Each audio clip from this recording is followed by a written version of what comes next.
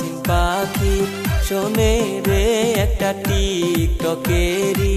মাইয়া রে আমি কেন বা ভালোবাসিলাম